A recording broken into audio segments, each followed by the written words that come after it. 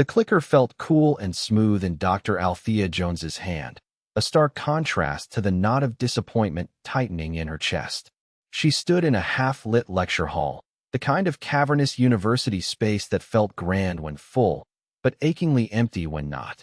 Today, it was mostly empty chairs, their vacant forms a silent testament to the indifference that had become a familiar companion to her groundbreaking work. Her presentation, years of meticulous research into the atmospheric compositions of distant exoplanets, was drawing to a close.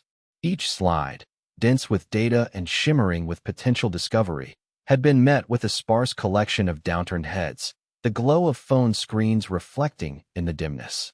Her voice, however, never faltered. It remained steady, imbued with the quiet passion of a scientist who had dedicated her life to peering into the cosmic unknown. She had come to share discovery, to ignite curiosity, not merely to be seen or applauded. Yet, the silence that followed her final data point was heavier than usual, the scattered, polite applause a mere whisper against the backdrop of her own quietly cracking heart. Before we dive into this story, let us know where you're watching from in the comments below. And if you believe quiet genius always finds a way, hit that like button and subscribe for more. Dr. Jones knew, with a certainty that settled like cold ash in her gut, that this presentation, like so many before it, would fade into the academic ether, another unread paper, another ignored abstract. She was a black woman in a field still dominated by faces and voices that did not look or sound like hers, and the weight of that reality was a constant, subtle pressure. Her strength, her brilliance, was often veiled by the assumptions and biases of a system that wasn't built to recognize it easily. She packed her laptop, the faint hum of the projector fan the loudest sound in the room, unaware that a single, almost surreptitious act by one of the few attentive attendees had just occurred, unaware that her closing words, a plea not for recognition but for a deeper, more just engagement with the frontiers of knowledge, had been captured. But what happened next would change everything. Dr. Althea Jones was a creature of discipline and quiet dedication. Her journey into astrophysics had been fueled by a childhood fascination with the stars, a yearning to understand the vast, silent universe that stretched beyond her small bedroom window. That fascination had blossomed into a formidable intellect, sharpened by years of rigorous study and an unyielding commitment to the scientific method. She'd navigated the hallowed, often intimidating, halls of academia, earning her doctorate with honors, her dissertation on planetary formation models considered innovative, if niche. Yet, the transition from promising student to respected colleague had been fraught with unspoken obstacles. Funding for her particular avenues of research was often scarce, her grant proposals meticulously crafted but frequently returned with polite, vague rejections. She endured the subtle dismissals in committee meetings, the patronizing tones from senior colleagues, the way her contributions were sometimes overlooked or attributed elsewhere. Her emotional state was a carefully managed equilibrium of resilience and a quiet, deeply buried frustration. Her worldview, however, remained anchored in the profound beauty and order of the cosmos, a belief that truth, eventually, would find its light. Her closest confidant, and a beacon of unwavering support, was Dr. Elias Vance, her retired mentor.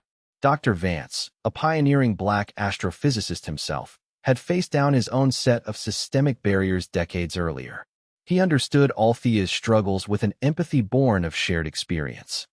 Their weekly calls were a lifeline for Althea, a space where she could voice her doubts and frustrations without fear of judgment, where Elias would offer not platitudes, but wise, pragmatic counsel, his voice a warm, steady anchor. "They're not ready for your clarity, Althea," he'd often say, his tone a mix of rueful understanding and encouragement. "But that doesn't mean you dim your light. You keep shining it brighter." The opposing force in Althea's professional life wasn't always a single individual, but rather the pervasive, systemic indifference of an academic culture that often prioritized flashy, easily digestible research over deep, foundational work. However, there was a figure who embodied this challenge more concretely: Dr. Marcus Thorne. Thorne was a contemporary, a charismatic researcher whose work, while competent, often leaned towards grand pronouncements based on less rigorous data. He was adept at navigating the political landscape of academia, securing prominent grants and speaking slots at major conferences. Althea recalled a particularly galling encounter at a symposium 2 years prior. During the Q&A after her presentation on novel spectral analysis techniques, Thorne had risen, not with a substantive question, but with a comment that subtly undermined her methodology. "Dr. Jones," he'd said, his smile not quite reaching his eyes, "your approach is ambitious. But one wonders if established models don't offer a more, shall we say, parsimonious path to similar, if less dramatic, conclusions." It was a dismissal wrapped in academic jargon, designed to plant seeds of doubt without engaging with the core of her research. Althea had answered him calmly, citing her data, but the damage, she felt, had been done. Her world was the university campus, its ivy-covered buildings, the hushed libraries, the sterile functionality of her small, under-equipped lab. It was a world of intellectual pursuit, yet one that could also feel intensely isolating. She lived a modest life in a small apartment near campus, her evenings often spent poring over data, the glow of her monitor her most constant companion. Within her persisted the quiet, unshakable conviction that her current research into the nuanced biosignatures of exoplanet atmospheres was on the cusp of something truly significant. It was a theory that, if proven, could reshape the search for extraterrestrial life. But getting anyone to listen, to truly hear the potential, felt like shouting into a vacuum. The catalyst arrived, as such things often do, not with a bang, but with the quiet hum of a smartphone camera. The conference, the Innovations in Astrophysics Symposium, had been winding down. Althea, delivering the final presentation of a long day, knew the audience was fatigued, their attention frayed. Yet, as she reached her concluding remarks, a surge of her innate passion broke through her usual reserve. She spoke not just of stellar nucleosynthesis or atmospheric refraction, but of the ethical imperative of discovery, of the need for science to be a tool for clarity and justice, to broaden humanity's understanding of its place in the universe. "We search for life out there," she'd said, her gaze sweeping across the mostly disengaged faces. "But we must also ensure we are fostering a scientific community here that is alive with diverse perspectives, open to challenging its own orthodoxies, and dedicated to truth above all else." In the third row, Sarah Chun, a graduate student from another university, had been captivated. Frustrated by the dismissive atmosphere she'd sensed throughout Althea's talk, she had, on impulse, started recording on her phone, capturing those final 2 minutes. That night, Sarah, feeling a kinship with the overlooked speaker, uploaded the short clip to a niche online forum for astrophysics enthusiasts, adding a simple comment: "Dr. Althea Jones on why we do science deserves a bigger audience." Althea, meanwhile, returned to her apartment, the familiar weight of disappointment settling in. She made a cup of tea, reviewed her notes for the next day's teaching, and tried to push the hollow feeling aside. It was just another conference, another presentation that failed to ignite. She resolved, as always, to simply continue her work, to keep pushing at the boundaries of knowledge, whether anyone was watching or not. During the Q&A after her symposium talk, a senior professor, known for his skepticism of newer methodologies, had posed a question laced with barely concealed condescension about the error margins in her data. Althea had responded with her characteristic precision, her calm explanation betraying none of the frustration she felt, but his dismissive nod told her the point hadn't landed. The next morning, Althea's routine was unaltered. Coffee, a review of her lecture notes, the walk to campus. She was entirely unaware of the digital ripples spreading from Sarah Chen's small act. By mid-morning, however, something felt different. An email arrived from the editor of a popular online science magazine, asking for a comment on the recent viral interest in her work. Viral? Althea frowned, dismissing it as a probable mistake. Then, her university email client began to ping with unusual frequency. Colleagues she barely knew were forwarding links, brief, surprised notes attached. Her social media, which she used sparingly, showed a sudden flurry of notifications. The video Sarah had posted, initially shared among a few hundred forum members, had been picked up by a larger science aggregator, then another, and then by individuals with significant online followings. The comments were overwhelmingly positive, praising not just her eloquence, but the profound sentiment she'd expressed. People were connecting with her passion, her plea for a more inclusive and ethically grounded science. The head of her department, Professor Davies, a man whose attention Althea had rarely managed to capture for more than a fleeting moment, appeared at her office door, an uncharacteristically animated expression on his face. Althea, he began, have you seen this? Remarkable. Quite remarkable. He gestured vaguely towards his tablet. The sudden attention was a bewildering wave. Althea felt exposed, her carefully constructed private world suddenly breached. This wasn't how she had envisioned her research gaining traction. Was this genuine interest, or just fleeting internet fame? She worried about misinterpretations, about her words being twisted, about the inevitable backlash that often accompanied sudden, unexpected visibility, especially for a Black woman in her field. Then she saw it, a comment on one of the platforms hosting the video, a comment that felt like a cold shard of glass. Dr. Marcus Thorne. A passionate appeal, certainly, he had written, but let us not forget that rigorous science, not sentiment, is what truly advances our understanding. It was his signature move, the subtle undermining, the attempt to frame her intellectual contribution as mere emotion. A familiar pang of frustration, sharper this time, hit Althea. But alongside it, a new feeling began to stir, a flicker of defiance. She spoke to Dr. Vance that evening. It's a whirlwind, Elias, she confessed, her voice tight with anxiety. I don't know what to make of it. Elias listened patiently. They're seeing you, Althea, he said, his voice firm. Not just your data, but the heart behind it. This is an opportunity. Handle it wisely, but don't shrink from it. His words, as always, helped to steady her. The next day, an email landed in her inbox that made her breath catch, an invitation from the producers of Cosmic Frontiers, one of the most respected science documentary series, asking for an in-depth interview about her research on exoplanet biosignatures. The interview with Cosmic Frontiers was a turning point. Althea, initially nervous, found her footing as she began to explain the intricacies of her work. The interviewer, a seasoned science journalist, asked insightful questions, allowing Althea to delve into the nuances of her research, to articulate the complex methodologies and the profound implications of her findings. When the segment aired, it wasn't just her passionate plea that captivated viewers, but the clear, compelling explanation of her science. Suddenly, her theories about detecting subtle chemical imbalances in distant atmospheres, potential indicators of life, were being discussed not just in niche forums, but by a mainstream audience. Prestigious research institutions, journals that had previously sent her polite rejections, began to reach out. The narrative was shifting from passionate speaker to brilliant scientist with a groundbreaking theory. The most significant invitation arrived shortly thereafter, a keynote address at the International Astronomical Union's annual colloquium, one of the largest and most prestigious gatherings of astrophysicists in the world. It was a direct result of the Cosmic Frontiers piece. The colloquium was less than a month away. This was no small, indifferent lecture hall. This was the global stage. The pressure was immense. Althea felt a familiar wave of anxiety, but this time, it was overlaid with a steely determination. This was her chance, not just for personal validation, but to present her complete findings to the very people who had the power to either embrace or dismiss them. With Dr. Vance offering guidance over daily video calls, Althea threw herself into preparation. She refined her slides, triple-checked her data, and rehearsed her presentation relentlessly.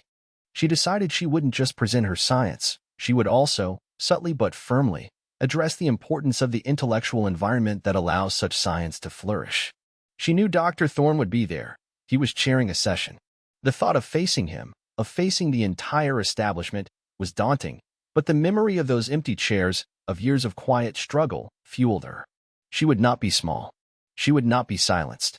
The days leading up to the colloquium were a blur of final preparations, media inquiries she politely deferred, and a growing sense of both trepidation and resolve. The main auditorium of the convention center was vast, filled with thousands of faces, all turned towards the stage. The lights were bright, the silence expectant. This was a world away from the dimly lit lecture hall of her recent past. As Althea walked to the podium, she took a deep breath, the image of Dr. Vance's encouraging smile in her mind. Her presentation began, her voice clear and steady, resonating through the large hall. She laid out her years of research, the complex models, the painstakingly gathered data, the novel analytical techniques. She showed them the subtle, anomalous signals from Kepler, 186 FS atmosphere, the patterns that her models suggested could only be explained by biological processes. The audience was rapt. There were no glowing phone screens this time, only attentive faces, furrowed brows of concentration, the occasional scribbling of notes. When she concluded, the applause was immediate and sustained. Then came the Q&A. Several esteemed scientists asked probing, insightful questions, genuine engagements with her work. And then, a familiar figure rose from the front rows. Dr. Marcus Thorne. He had the microphone, a confident smirk playing on his lips. Dr. Jones, he began, his voice amplified throughout the hall, an impressive presentation of a speculative hypothesis. However, your reliance on such minute spectral deviations, given the known instrumental noise and interstellar interference, strikes me as optimistic. Have you rigorously accounted for all non-biological confounding factors that could mimic these signatures? It was a direct challenge, delivered with an air of superior skepticism, designed to paint her meticulous work as wishful thinking. Althea felt a flicker of the old frustration, but it was quickly subsumed by a profound clarity. She met his gaze directly. "Thank you, Dr. Thorne," she said, her voice calm but firm. "Indeed, the rigor in accounting for confounding factors is paramount. If you'll refer to slides 37 through 42, which detail our multivariate noise filtration algorithms and the cross-validation against 3 independent stellar observatories, you'll see that the probability of non-biological causation for these specific concurrent atmospheric imbalances is less than 0.01%. Furthermore, our models, which I'd be happy to share with your research group for independent verification, demonstrate a unique metabolic pathway signature consistent across all observed anomalies." She paused, then added, "Perhaps optimism, Dr. Thorne, is simply what rigorous data looks like when it challenges established assumptions." A quiet murmur went through the audience. Thorne's smirk faltered. Before he could respond, Dr. Anjali Sharma, a Nobel laureate and one of the most respected figures in astrophysics, stood up. "Dr. Jones," Dr. Sharma said, her voice carrying immense weight, "your methodology for isolating these biosignatures is not just optimistic. It is, I believe, revolutionary. Could you elaborate on the potential for applying this technique to analyze data from the upcoming James Webb Space Telescope observations?" The question was an endorsement, a powerful validation. The focus shifted decisively. Thorne sat down, his face flushed, effectively silenced. Althea answered Dr. Sharma's question with renewed confidence, the weight of years of doubt lifting from her shoulders. The triumph wasn't about defeating Thorne. It was about her work, her truth, finally being seen, heard, and recognized for its profound merit. As Althea stepped off the stage, the applause thundering in her ears, she felt a profound sense of release. Dr. Vance, who had flown in for the event, was waiting in the wings, his eyes shining with pride. He simply embraced her, a hug that conveyed more than words ever could. Sarah Chun, the graduate student whose video had unknowingly started it all, also approached, her face beaming. "Dr. Jones, that was incredible. You've inspired so many of us." In the days that followed, the impact was undeniable. Her university, suddenly acutely aware of the gem they had so long overlooked, announced a new initiative to support and promote underrepresented researchers, citing Dr. Jones's breakthrough as an inspiration. Formal offers for collaborations, significant grant funding, and a prestigious endowed chair position flooded Althea's inbox. She was no longer on the periphery, she had a prominent seat at the table. The healing was ongoing. The scars of past dismissals wouldn't vanish overnight, but now, a deep sense of earned empowerment infused her days. She found herself taking Sarah under her wing, offering the kind of mentorship she herself had received from Dr. Vance, seeing in the young student's bright eyes the future of a more inclusive science. A week later, Althea stood in her lab, now slated for significant upgrades. Sunlight streamed through the window, illuminating the familiar equations on her whiteboard. The world outside her window hadn't changed, but her place in it had. A quiet, genuine smile touched her lips. The stars still waited, vast and mysterious, but now, she knew, her voice would carry across the distances, her work a beacon for others. The journey continued, no longer a solitary struggle, but a shared exploration, with the wind, finally, at her back. Thanks for watching till the end. If you enjoyed the story, give this video a like if you haven't already, and subscribe for more.